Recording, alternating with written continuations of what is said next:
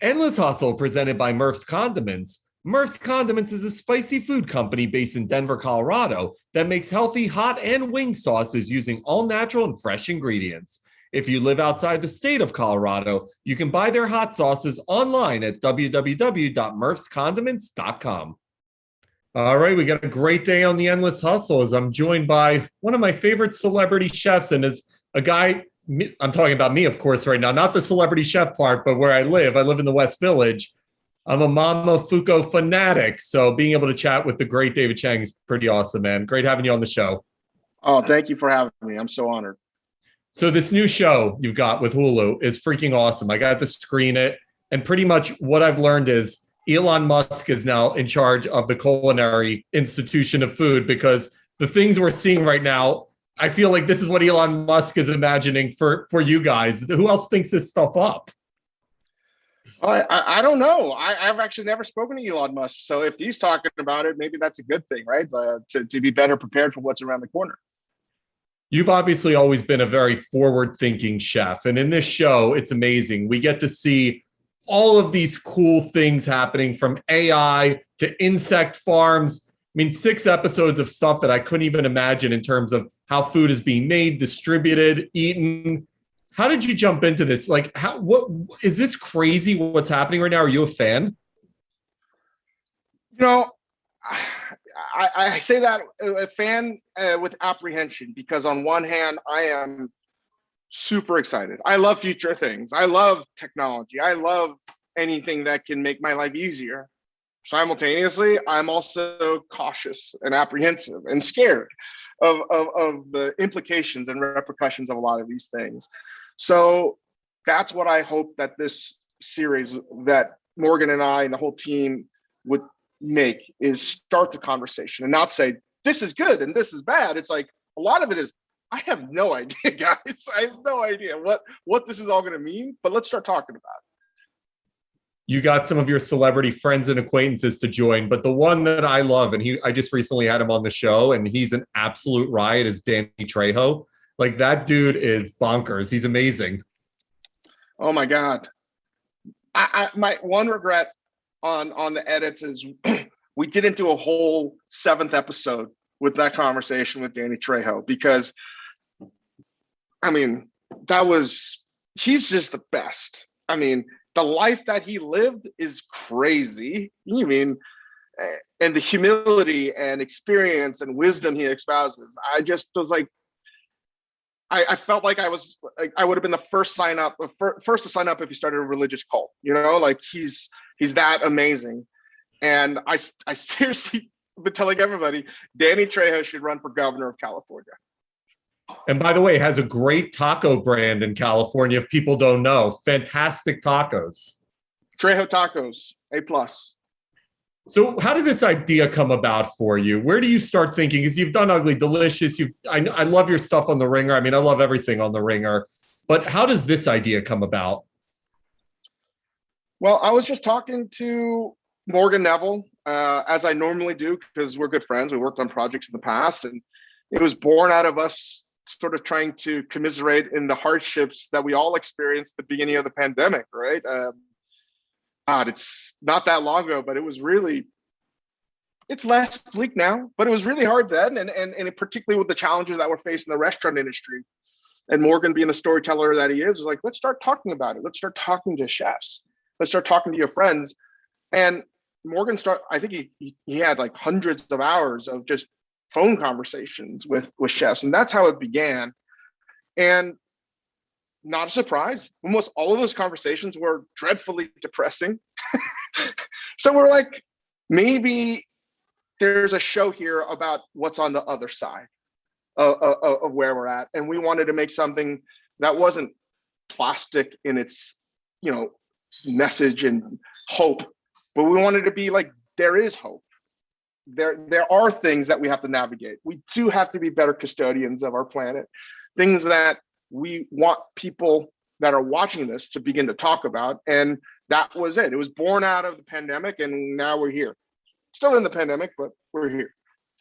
I want to turn back the clock because I remember when Momofuku got hot. I'm not exactly sure when you started and conceived the first one, but I remember when it first became a name in New York City, and it was like the go-to spot.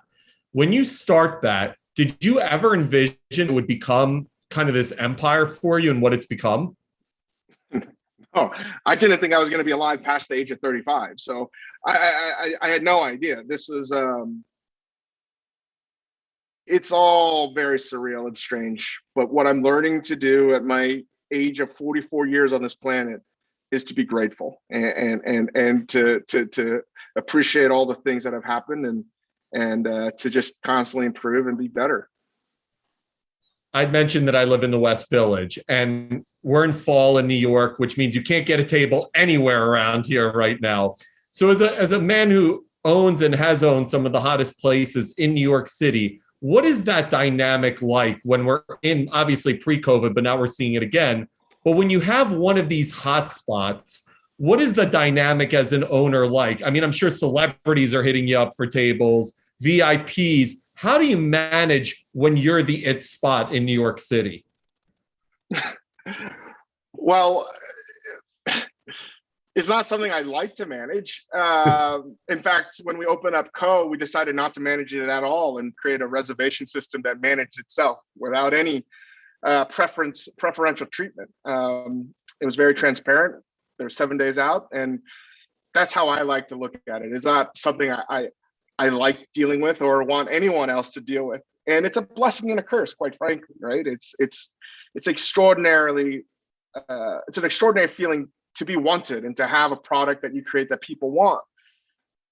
But there is baggage with that. And it's not always not fun. So again, it's a good and negative simultaneously.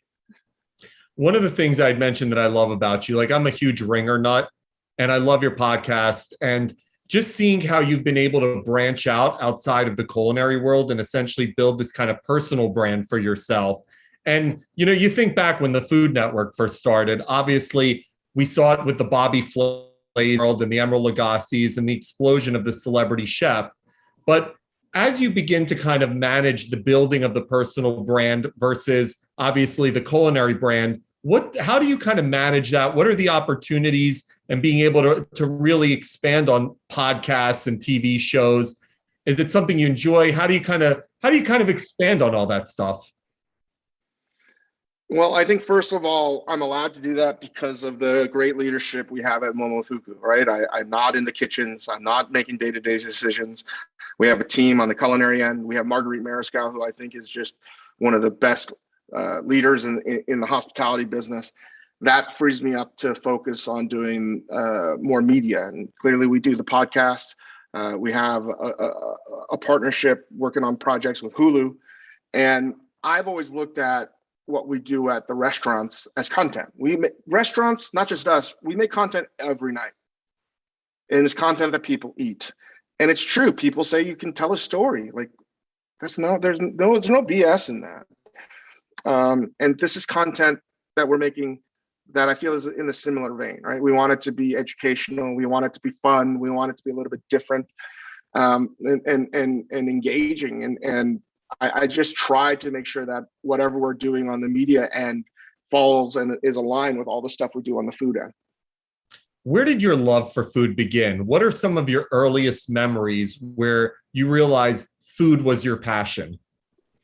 Well, ironically, I didn't have some moment that was like, oh, haha, I have to become a chef. In fact, my dad did not want me to become a chef, even though he worked in the restaurant industry for many years. But my love of food itself was pretty easy for me to talk about because that's the only real positive, or how should I say, time my family got along was over food. So it's a positive moment in my life growing up. Food has always been a positive for me. And it helps that everyone on my mom's side of the family are just extraordinary cooks. And they express themselves through love, through food, their love through food. And how I got into cooking was I was really bad at everything else. I couldn't get a job. It's quite simple. When you first break in, I've had so many chefs on the show, and I love hearing these stories because realistically, cooking is an art form. It's whether you're an actor or a host or a chef, I feel like all of these things fall under being an artist. And that's what being a chef is. But it's also the hardest career because you have to really work your way up, and only a few really break through to what we call the big time. But when you first start, were you like, oh my God, am I going to ever really make it? What was your thought process as a young chef? I hope we stay in business. I hope I don't get fired. That was really it. It's like, oh my God, is chef gonna fire me today? Am I good enough to belong? Do it? It's like, it was just constant self-doubt. Was there a moment for you where you did realize you were good enough? Like, was it a moment where a dish happened or someone came over like Mick Jagger and was like, listen, kid, this is unbelievable. Was there like this magical moment where you just realized this is pretty awesome? I would lie if I told you yes, because I tend to focus on the negative, and I don't really remember much of the positives, and there are plenty of them.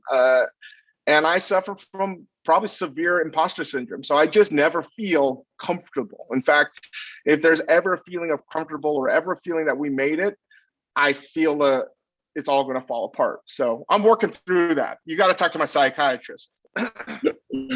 With this show, I absolutely love just seeing you with the celebrities and discover this stuff, because you'd mentioned there's like this feeling of excitement we see on you, feeling of fear sometimes, almost like a feeling of a little kid exploring and discovering something at other moments. When you're going through this, how are you kind of experiencing these things? And talk to maybe one or two or three of the experiences that made you feel a certain level of emotion that surprised you. I think when I tasted the lab-grown meat for the first time, I was super apprehensive. But then it was like, oh, I get it. Whether people want it or not, it's coming. Same thing when I tasted the salmon. And again, the questions that answer, it doesn't answer, it presents. It's like, we're not going to have wild salmon in the near future. So I would still like to eat salmon. We have already experienced the extinction or depletion of wild Atlantic salmon. So it's like been in our lifetime. So it's quite possible in our lifetimes, you might see Chinook salmon disappear and all of these things. You're just like, oh my goodness. So that was probably the biggest one. The second one was understanding that a lot of technology, robotics, AI is going to, in every facet of our lives, is going to radically alter our how we function. And that's the biggest head scratcher for me, actually, as well. It's like, I want things faster. I like things faster. I'm sure you like things faster, whatever it is. But like, for example, we talk about it, just because I can get all these delicious things delivered, it's probably going to be under 5 minutes, I bet. Whatever I want is going to be there in like 5 minutes. Is that a good thing? Is that a good thing for me? Is that a good thing for you? And so those are the questions we try to answer. And I think there are plenty of moments where we're like, wait a second, is this good or bad? Is it good that we're going to have, vertical farming everywhere? What does that do for the people that are trying to do it the old-fashioned way, that are so important to the green markets and things like that? So for every good, there's always like, what do we do here? So I'm originally from Philadelphia, and arguably the most famous restaurant of all time in Philadelphia is a restaurant called Le Bec Fin. And its executive chef was Georges Perrier, who is a legend, especially in the French culinary community. And George had a very famous quote where he talked about the death of the 4-hour meal, where it used to be this experience where you would sit down at, a 3-star Michelin place, and you would have these exquisite, just course after course meals, but it was also a way to bring us together. And as I listened to you, and obviously we're seeing now the automation of food and the quickening of food happen, what are your thoughts about seeing the death of the longer meal and the ability to really savor and experience a longer meal, but also have the ability to have community, both friends and family, through that type of meal? I think the death of the 4-hour meal is greatly over exaggerated. It's always going to be here. And in fact, if you look at some of the busiest restaurants that are destination dining, that's what people want right now. They want that experience. And whether it's 90 minutes or 4 hours, people with everything that's happening in the world today want a reason to celebrate. And I think that is what is more important. How you celebrate, there's going to be more options for that, right? And the long degustation menu is not going to go away. But I think you will see more restaurants serving something that's a little bit more casual. You're probably going to see less new restaurants trying to do the 4-hour tasting menu. And I mean, personally, I don't want a 4-hour tasting menu anymore. I want things in under 90 minutes. And I think that is just comes with time. When I was new to food, I was like, give me the longest meal humanly possible. But I didn't have any responsibility other than myself. And now there's no way I could do that, or I could, stay awake for that matter. But, I think it's a really good thing that we have diversity in how we eat, and a 4-hour tasting menu. Hey, that's super important as well. My last question to you, David, one of the reasons that I started the show was to talk to successful people about the mentality and the habits that help make them successful. So my question to you is, what are some of the habits that you incorporate in your daily life that allow you to continue to elevate? I think number one is to realize every day that I don't have control over anything. You sort of have to surrender to the idea that, like, I can make anything happen. Yes, that's true. But what you can do is work your way towards increasing the percentages for things to go your way. And I think that's a big distinction, because I think selling the idea that you have agency to make something happen, like a self-fulfilling prophecy, is a nice idea and a nice dream. But the reality is it doesn't explain all the failure and mistakes that need to happen for you to actually become successful. And that's why I think it's important to play it by the percentages rather than like a definitive, this is what is going to happen, because it is not an overnight thing. Nothing is overnight, so, and just be grateful. Awesome, man. This was a pleasure. Huge fan of yours. Congratulations on the new show. I loved it, and I love Ugly Delicious. I love all your other projects, man. Big fan of yours. So pleasure having you on the show, and thanks for a great chat. Thank you for having me. Appreciate it very much. Do you